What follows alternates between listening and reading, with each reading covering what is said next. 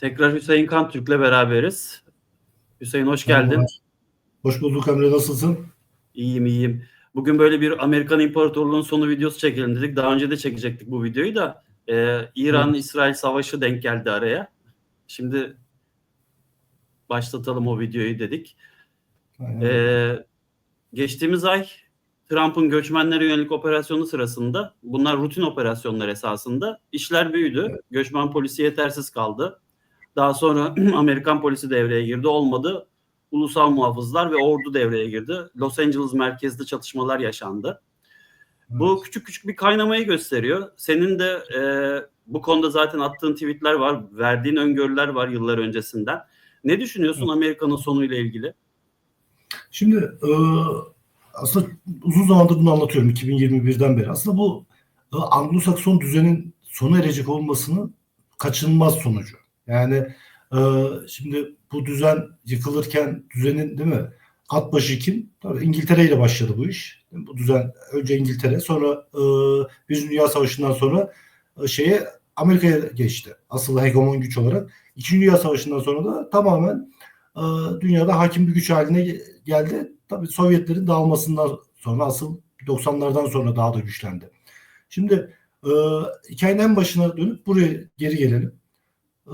Ne oldu? Amerika'nın en güçlü olduğu dönem aslında 1970-80 bu dönemler. 70'te ben ölü HK diye ona söylüyorum. Henry Kissinger kalktı, Çin'e gitti. Orada bir karar verdiler. Yani dedi, kendi iç sebepleri, dinamikleri üzerine ayrıca konuşuruz ama sonuçta bir karar verildi. Ve dediler ki arkadaş, biz bu Çin'i yükselteceğiz. Ve Amerika'nın karşısına bir güç olarak çıkartacağız. Tabii Amerika'ya bunu nasıl pazarladılar? Şimdi, değil mi, oradaki insanları nasıl ikna ettiler? Dediler ki ya arkadaş, burada Sovyetler çok güçlü. Çin'le arası zaten iyi değil. Yani Çin'de insanlar sanıyor ki Çin'de Sovyetler ikisi de komünist. Ne işte bunlar olsun. Bunlar ittifak, Batı'ya saldırıyor. Durum öyle değil yani. O dönemde de 70'lerde de Sovyetlerle Çin arası gene iyi değildi. Henry Kissinger oradan güç alarak gitti zaten. Onlar da o güçle, bunu daveti kabul ettiler ve Rusya'ya karşı bir alternatif olarak Çin'i yükseltmek istediler orada. Hikayeyi böyle pazarladılar. Ama aslında işin öyle olmadığını zaman ilerledikçe bugüne geldiğimizde Trump ekolü fark etmiş oldu ama tabii iş işten geçmiş oldu. 70'lerden sonra ne oldu? Adım adım Çin yükselmeye başladı. Asıl tabii patlama 2000 yılından sonra başladı. Bu sürede Amerika ne yaşadı? Çin yukarıya doğru sessiz sessiz yükselirken sonu gelmeyen ve hiçbir fayda sağlamayan, ne stratejik olarak ne ekonomik olarak hiçbir fayda sağlamayan savaşlara girmeye başladı. Değil mi? Vietnam'da yıllarca savaştı, döndü Afganistan'a girdi, Irak'ı yıktı, bütün Orta Doğu'da sürekli düzenli ara sürekli savaşların içinde buldu kendisini ve bunlardan hiçbir şey de kazanmaz aslında. Şimdi diyorlar ki ya işte Irak'a girdi, petrolünü ele geçirdi. Ya petrolünü alması için Irak'a trilyonlarca dolar para harcamasına gerek yoktu ki. Amerika, Suudi Arabistan da elinde, değil mi? O dönem için söylüyorum. Şimdi durumlar öyle değil aslında. Körfez de elinde. İstediği gibi orada petrodolarla bu işleri de götürüyor. Yani gidip de trilyonlarca dolar para harcamasına gerek yoktu. Yani Irak'ı yıkmasına gerek yoktu. Oradan bir şey kazanmadı yani. Maddi olarak bir fayda sağlayamadı. Afganistan'da da öyle, değil mi? Peki onu oraya götüren süreci nerede başlattılar? 2001 11 Eylül saldırısıyla. Yani 11 Eylül, şimdi bu Amerikan böyle, değil mi, sayfalarında insanlar gezebilir. Mesela 11 Eylül'e insanlar takılmış vaziyette Amerika'da. Bir türlü hala aradan 25 yıl geçmesine rağmen bu konu unutulmuyor, kapanmıyor ve işin içinde herkesin aklında çünkü o kadar saçma sapan bir izahlar oldu ki, değil mi, o şeylerin işte El-Kaide diye bir örgüt yaptı. Pasaport yıkılan gökdelenin altında bulundu falan. Böyle uçağın içinde uçaklar paramparça oldu. Binalar yıkıldı. Ya Amerikalılar son paylaştıkları videolarda yapıyorlar Hüseyin zaten. 11 Eylül unutmadık diye İsrail tarafına sesleniyorlar. Evet, şimdi tam oraya atıf yapacaktım. Şimdi insanlar bir türlü unutmuyor ve bu işin altında başka bir şey olduğunu artık fark ediyorlar. Birkaç sene önce bir tweet atmıştım onda. Demiştim ki biz Amerikalılara şimdiden söyleyelim 11 Eylül'ün arkasında küreselci Siyonist ekip çıkacak diye. Çünkü bu o kadar belli ki ne yaptılar? Çin'i yükseltirken burada 2001'de köşe taşını Amerika'ya yerleştirdiler 11 Eylül'de. Bir, Pentagon'u vurdu, değil mi? İkinci, ticaret merkezini vurdu. Bu iki şeye işaret ediyordu. Dedi ki bir tanesi senin askeri gücünü kıracağım. Dünyadaki askeri hegemon gücünü geriye doğru püskürteceğim. İkincisi dünyadaki ticaret üstünlüğünü yıkacağım. Bugün aradan 25 yıl geçti. Geldiğimiz yer o değil mi? Tam da buraya geldik. Ne oldu? Amerika Avrupa'dan işte bahane ediyor, şudur budur. Avrupa'dan kaçmaya çalışıyor. Orta Doğu'dan çekilmeye çalışıyor. Şimdi Suriye'den gidecek vesaire derken birkaç sene önce insanlar ya mümkün değil diyordu. Ama ne oldu?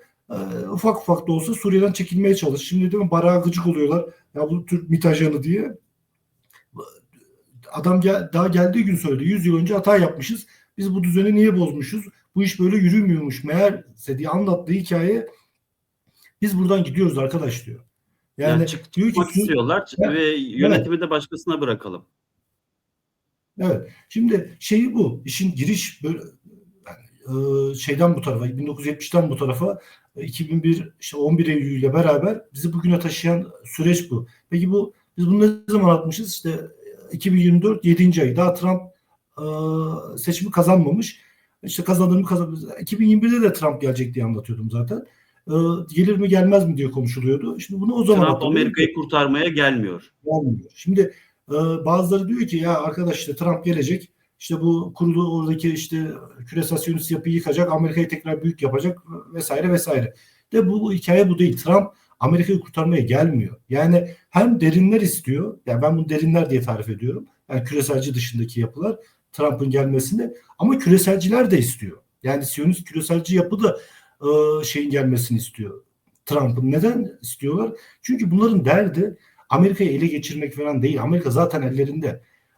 Şeyi yıkmak istiyorlar. Yani Çin'le beraber başlattığı hareketin sonunda Sehem diye anlattığım bir yapılanmadan bahsediyorum ya. Çin'de Avrupa'nın olduğu, Türk İslam dünyasının olduğu, Çin'in küreselcinin olduğu yapı bu düzeni değiştirmek istiyor. Düzeni değiştirmenin yolu da Amerika'yı tasfiye etmek.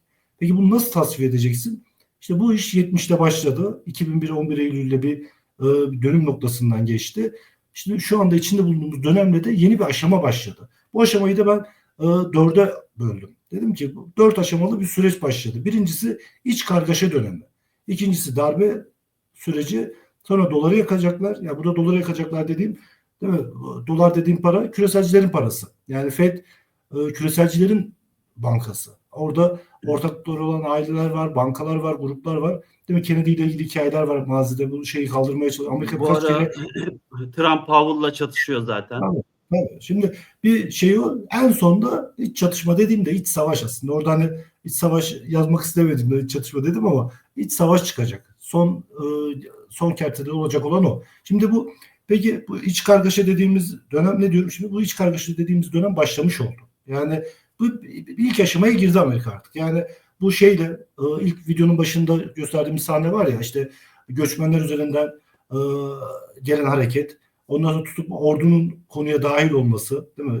Trump'ın emriyle ulusal muhafızların konuya dahil olması içeride Latin ve siyahlara üzerinde bir basınç yaratıyor. Bu etki olmadan tepki olmaz. Yani bu basıncın sonunda şeyi göreceğiz. Yani orada yarın bir gün bak oldu diye bunun videosunu da olaylar olduğunda bir kısa videoda çekeriz. Bu çok sürmez yani. Birkaç seneye şeyde Amerika'da Latin ve siyah ciddi bir ayaklanma çıkacak. Şimdi ama öncesinde şimdi ne yaşıyoruz şu anda? Bu Epstein hikayesi köpürdükçe köpürüyor. Her gün yeni bir şey çıkıyor, yeni videolar düşüyor, beraber olduğuna dair.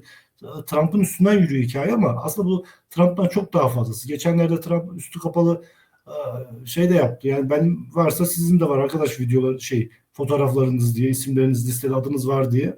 Şimdi ya şöyle oldu. Trump'ı sıkıştırıyorlar şu anda işte dosyaların Netanyahu'nun elinde olduğu iddia ediliyor. Geçtiğimiz seyahatte 3 kere görüştü Trump'la. Bir hafta kaldı Amerika'da. Dosyaların Netanyahu tarafından Tel Aviv'e götürüldüğü iddia ediliyor. Trump sıkıştı. Ondan sonra da bir anda Clinton, Obama ve uykucu Biden diye tweet attı. Onların isimleri de olabilir dedi. Yani bir yardıma çağırıyor. Yani bu iş patlarsa siz de varsınız. Sadece ben yokum. Evet. Bunu bir kapatalım'a getirmeye çalışıyor. Aynen. Bu aslında bu işin bir öncesi Obama zamanında Pizzagate diye bir hikaye çıkmıştı. Belki insanlar hatırlar. Evet. Yani o zaman da yine böyle pedofili çocuk böyle konuları artı vahşice cinayetler de atıfta bulunan bir haberler çıktı. Bir anda üstü kapatıldı o zaman. Yani çok kısa sürdü. Yani böyle birkaç ay bir gündemde kaldı. Sonra bunu yok böyle bir şey aynı bu dönem olduğu gibi işte örtbas edildi. Konu kapandı. Şimdi bu Epstein patladı. Aradan birkaç yıl geçti tabii. Bu Epstein işi patladı.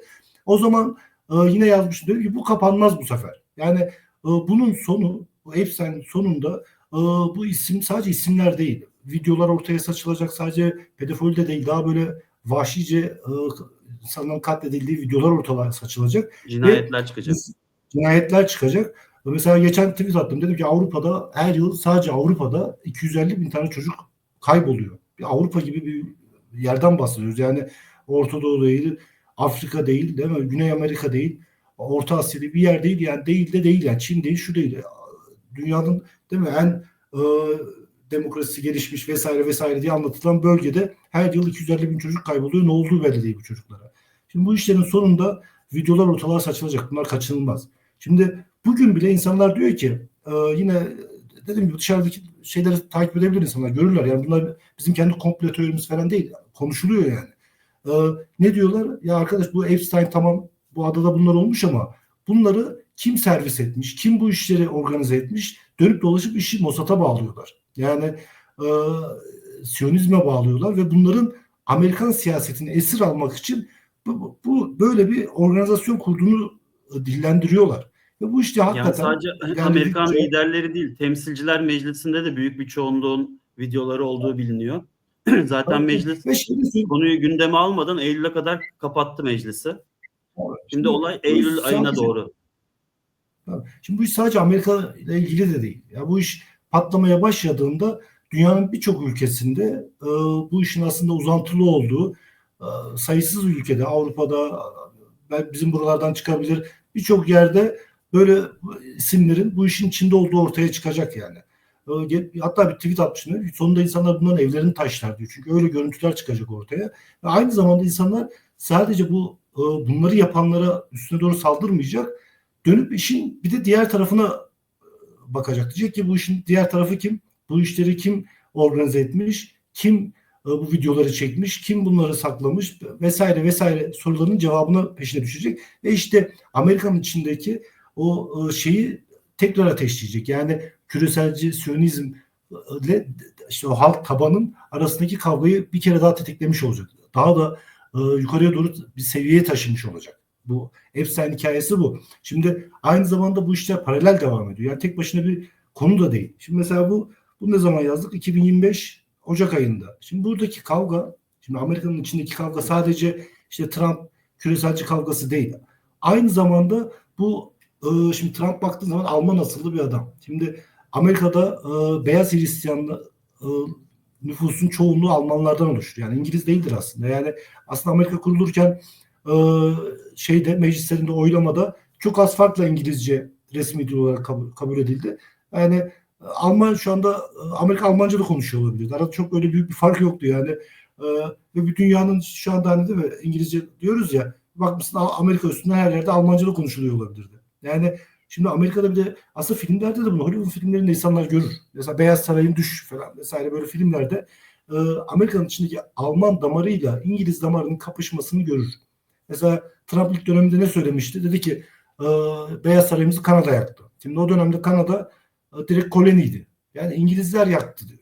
Ne desin adam daha işte Kanada İngilizler yaktı diyor. Bu Amerika'nın içinde aynı zamanda ya bu kavga Alman-İngiliz kavgası.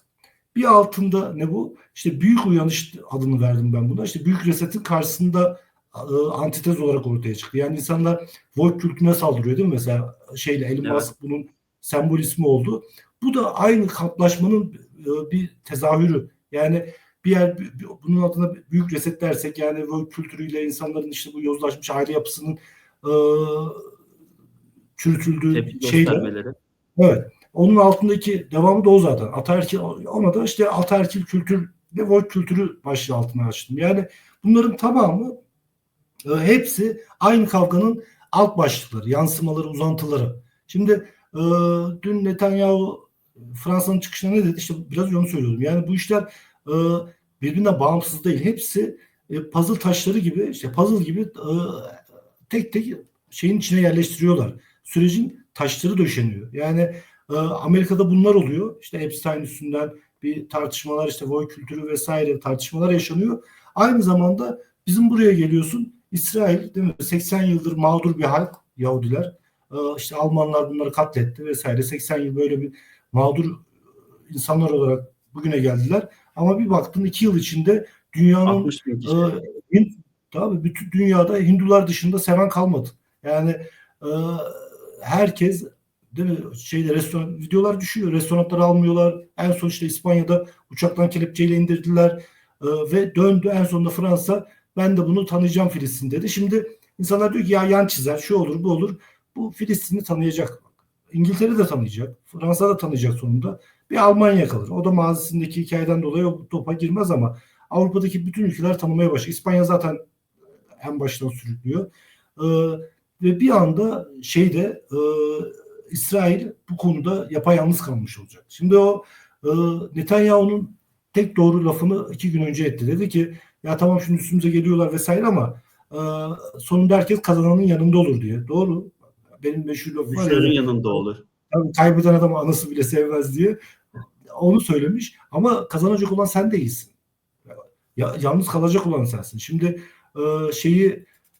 bu işin sonunda dedim yani şeyi tanıdıklarında Filistin'i işte kuzeyde de bizle teması Dürziler ve PYD üstünden orada yediği zaman Tuga'da orada yediği zaman ve üstüne bu şeyi başladığında Amerika'daki İşte işte orası bu önemli. Amerika'daki iç karışıklık başladığında, Amerika tamamen kendi içine kapandığında zaten bizim bölgemiz olsun, dünyanın her yerinde farklı şeyler göreceğiz. Şimdi bu işin devamında peki şimdi bu anlattıklarım böyle hani bir muğlak bir zaman mı içeriyor? Değil. Şimdi biz her anlattığımızı bir takvim içine yerleştiriyoruz. Diyoruz ki şu tarihe kadar bu olur, bu tarihe kadar bu olur. Yani bizim süreçleri anlatırken zaten her şeyiyle farklı anlatıyoruz ama asıl diğer bir fark da ne? Çerçevenin içinde tarihleri de oturtturarak bir akış içerisinde anlatıyoruz. Şimdi burada da bu. Savaş başlamadan önce yani Dünya Savaşı başlamadan önce Amerika'nın kendi içinde kendi kavgasının çok yüksek seviyeye patlamış olması lazım.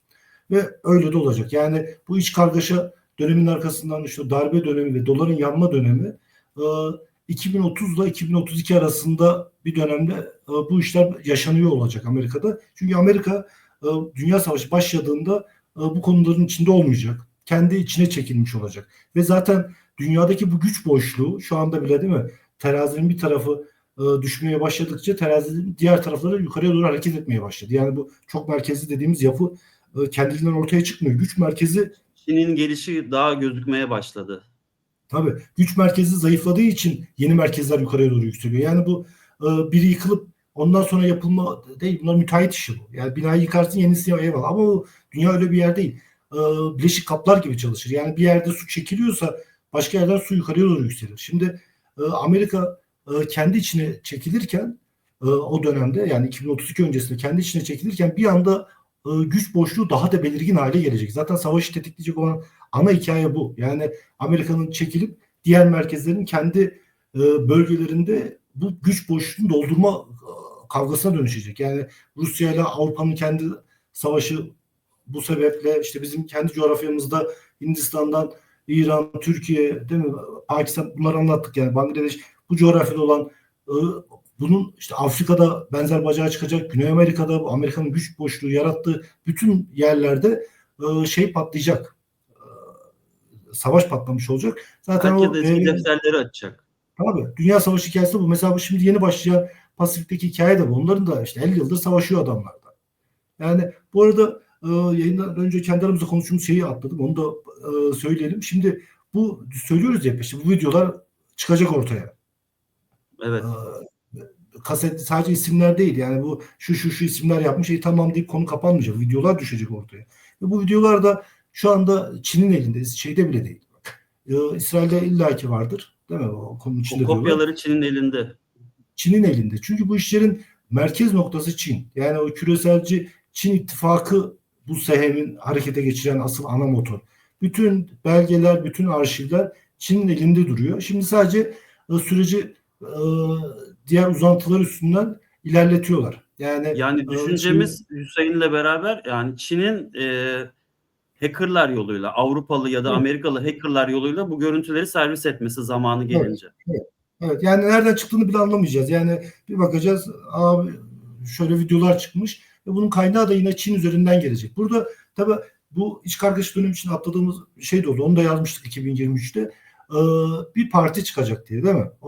Onu da şey yapmış olmayalım, atlamış olmayalım. Amerika'da yeni, çünkü önemli bir başlıktı bu da. 2023. 2023'ün tabii, o Kasım ayında söylemişiz bunu. Amerika'da yeni bir parti kurulacak ve Cumhuriyetçiler, Demokrat Partileri ezip geçecek diye. Şimdi bu da aynı sürecin, yani kargaşa döneminin bir başlığı olmak zorundaydı zaten. Yani neydi Amerika, değil mi? Demokrat, Cumhuriyetçi bir sistem var, bir düzen var. Bu düzen içinde ilerliyor. Bunun siyasi bile kargaşa, kaos yaratacak bir aktörün daha çıkması gerekiyordu. Elon çıktı ortaya ve ne oldu? Önce Trump'la geldi. Sonra şu bu kavga ettiler ve kendi partisini kurdu. Yani elinde şey de olabilir. Yani Çin'le Yani ilişkileri şimdi falan çok güçlü. Hüseyin, bu çok ilginç bir öngörü. 2023'te söylüyorsun. 2023'ün Evet. sonlarına doğru söylüyorsun ve bu parti geçen ay kuruldu. İşte 2025'in Aynen, aynen öyle. Temmuz başı diyelim. 1,5 sene gibi bir süreç öncesinden Evet, söylüyorsun sen bunu. evet, Ve evet. şöyle bir özellik de var. Elon Musk, bu parti seçimi kazansa bile Elon Musk başkan olamıyor. Çünkü kendisi Güney Afrika Tabii, doğumlu. tabii. Ama Aynen partinin öyle. sponsoru, her şeyi Elon Musk. Aynen öyle. Yani o ilerleyen dönemlerde belki hani bir şey de yapabilir. Anayasa çok güçlü gelir. Anayasayı değiştirirler vesaire olur. Başkan da olur ama şu an için önemli olan bu şeyin tetiklenmiş olması. Yani üçüncü bir partinin aradan girmesi ve ısrarla da mesela Elon'un şeyine ısrarla şeyden Epstein üstünden yürüyor. Diyor ki Evet. bunu çıkartın, söz verdiniz. Asıl başlığı buradan geliyor. Sanki bütün misyonu partiyi kurdu ve bu dosyaların açığa çıkması üstüne gibi. Yani kendi sayfalarında sürekli neredeyse her gün bu konu üstünde paylaşım yapıyorlar. Amerikan Partisi tweet hesabı üstünden elimde bazen onları tweet ediyor, etkileşime giriyor vesaire. Tek yaptıkları şu andaki misyonları bu dosyadan açığa çıkan. Çünkü bunlar önemli. Yani bu başlık önemli. Bu açığa çıktığında şey daha da patlamış olacak. Amerika içindeki o kargaşa evresi dediğim dönem, yani Amerika'yı darbeye taşıyacak dönem yaşanıyor. Şimdi insanlar bunu abartılı buluyor. 2012'de çok uzatmıyoruz da bir görüşmeye gittiğimde dedim ki bu FETÖ'cüler darbe yapacak dedim.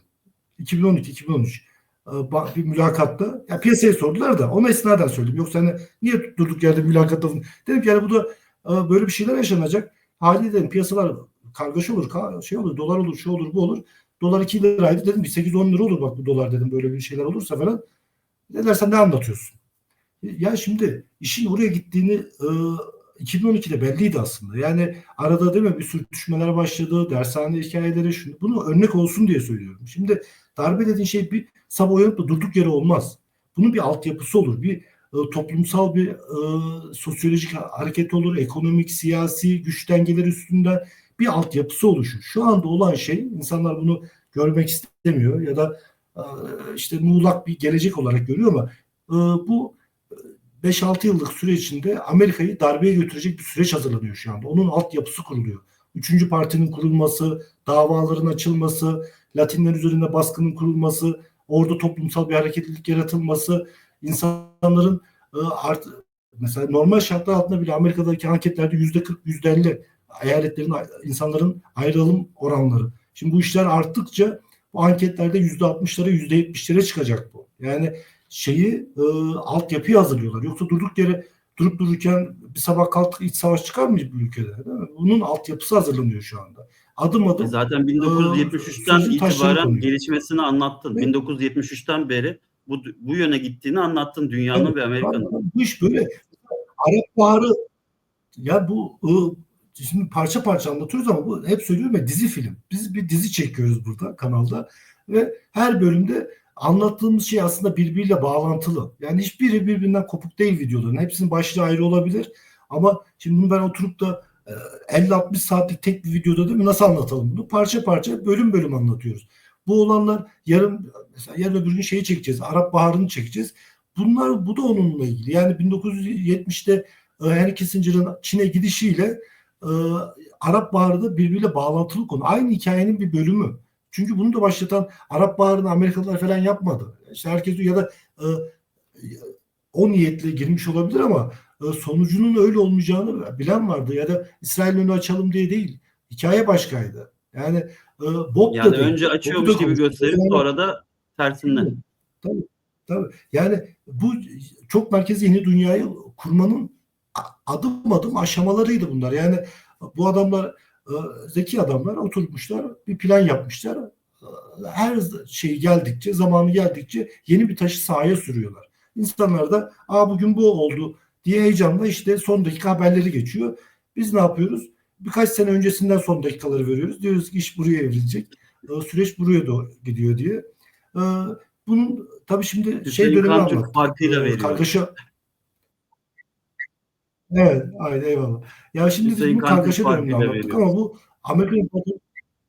Aynen, teşekkür ederim. Yani bu kargaşa dönemi başlığıyla ilk videomuz. Şimdi bunun diğer başlıklarını tek tek anlatmak gerekiyor. Darbede döneminde neler olacağını, doların yanması diye küçük bir başlıkla veriyorum ama bunun Amerikan ekonomisinin ve küresel piyasalara etkileri üstünden bunu bir detaylıca anlatmak gerekiyor ve bunun tam tarihlerini işte darbe döneminde söyleyeceğiz ve bu iç savaş döneminin ne zaman olacağını da anlatacağız. Bunlar ayrı başlıklar halinde Tabii serinin geri zaten kalan videolarında devam para edeceğiz. konusu da dijital paraya geçişte zaten böyle bir şeyler yaşanacak. Dünyayı sürükleyen para da Amerikan doları şu anda. Bu sistem de değişirken bu da ortaya çıkacak. Evet. Yani hepsinin bir zamanı var bu ama hikaye, Hüseyin Kantürk'ü evet, dinleyenler, izleyenler bir şekilde önden evet, görebiliyorlar bunu. Bu videolara aynen. devam edeceğiz. Yani, Evet Hüseyin. yani ve böyle dediğim gibi çok uzun süreler değil. Bunlar çok yakın artık böyle süreler ilerledi. 2020'de 19, 20, 21 anlatırken tabii daha çok zaman vardı. Şimdi 2025'te bitti. 2026'ya doğru gidiyoruz koşa koşa.